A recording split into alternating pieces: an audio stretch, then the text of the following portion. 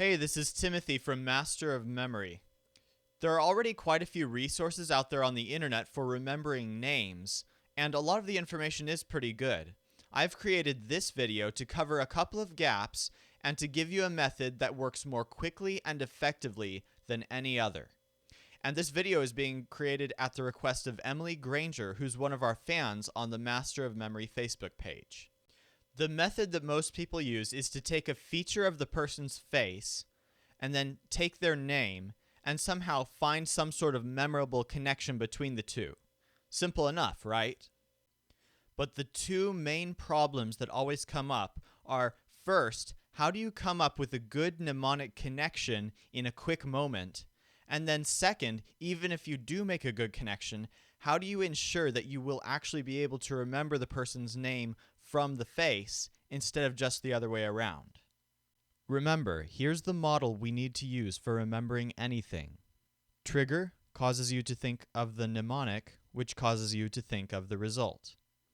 In the case of faces and names, we want the trigger to be the face. So the face makes you think of your funny little mnemonic, which makes you think of the name. The goal, of course, is so that when you look at their face, you'll be able to remember their name. I'm going to show you how to create your mnemonic quickly and then how to make sure that your mnemonic actually helps you remember the person's name from their face. So starting with the trigger obviously has to be the person's face.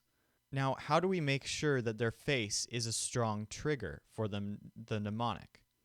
And that's actually pretty easy. The moment you see the person's face, what feature sticks out at you the most? This is really important, but it also makes it really easy.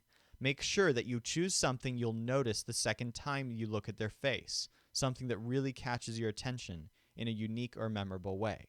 That way you think of the same thing the second time. Now for the mnemonic and the result, the special sauce for memorizing names or any words is to pay almost exclusive attention to the stressed syllable.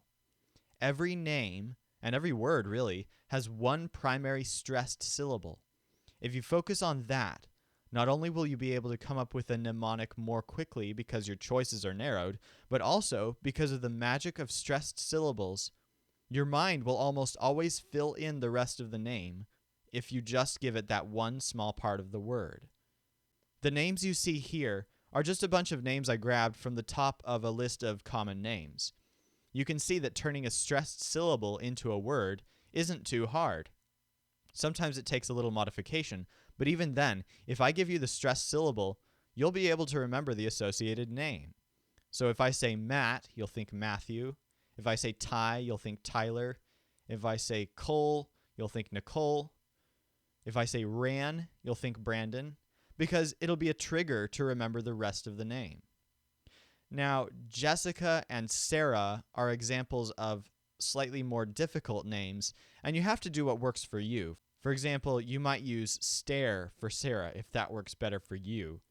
This is because the stressed syllable, stare, doesn't immediately translate into any specific word, so you just have to choose a word that you'll remember.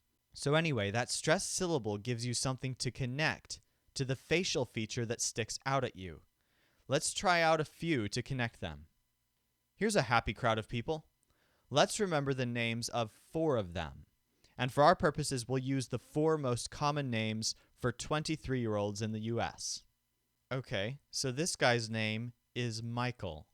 And I don't know what sticks out at you, but the thing that sticks out at me the most is his teeth. Okay? So I'm looking at his face, I'm thinking of his teeth, and I'm thinking of his name where the stressed syllable is Mike. Now, Mike, the name, isn't nearly as easy to remember as Mike for microphone, so I'll just think of the microphone that I'm standing right in front of here, and I'll imagine that those teeth are biting this part of the microphone that's sticking out at me. Now, let me make sure while I'm doing this that every time I look at his teeth, I'm going to think of them biting a microphone. Okay, so trigger is his teeth, the mnemonic is him biting a microphone, and the result is Michael. So his name is Michael. Her name is Jessica. And Jessica isn't the easiest name to translate into a word based on the stressed syllable, Jess. But that's okay, I'll just use the word yes, and I think that I can remember the name Jessica from that. Now, what sticks out to me from her is the bangs hanging over her eyebrows. So I'm looking at those bangs, and I have to connect them strongly with the word yes. So I'll pretend that I asked her if she got her bangs cut herself, and she says, nodding her head really strongly and letting her bangs bounce up and down, she says yes. So that's a pretty strong trigger, thinking about those bangs bouncing up and down with her answering yes. So the trigger is the bangs, and she says yes, and I'm thinking Jessica. That's her name. Now this woman's name is Ashley, and what sticks out to me the most about her face is sort of this darkness around her eyes. And the stress syllable of her name is Ash, right? So all I have to do is connect the darkness around her eyes to ash. So I'll just make that connection. I'll imagine that she's rubbed ash into her eyes, and that'll be a pretty easy name to remember. His name is Christopher. Now, I've chosen the word wrist as my trigger for Christopher because I think it's pretty easy to remember. Wrist, Christopher. The feature that sticks out to me the most on his face is the smallness of his upper lip, the closeness of his nose to his upper lip. And the way that I'll connect that to wrist is I'll just imagine that he's rubbing that upper lip with the back of his wrist over and over, maybe scratching it with his watch. Remember, the purpose is to make this connection memorable.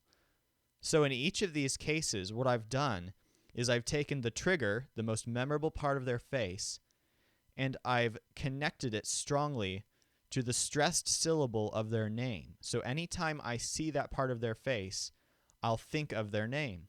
Now you can look at these faces again and see if you can remember their names. I bet you can. Well, I hope that helps you. Thanks again to Emily for the question. And if you have anything you want help remembering or memorizing, just post a question on the Facebook page at Master of Memory. I'm here for you. Our next video is going to be about language learning, and specifically, I'm going to be talking about rapid vocabulary learning techniques.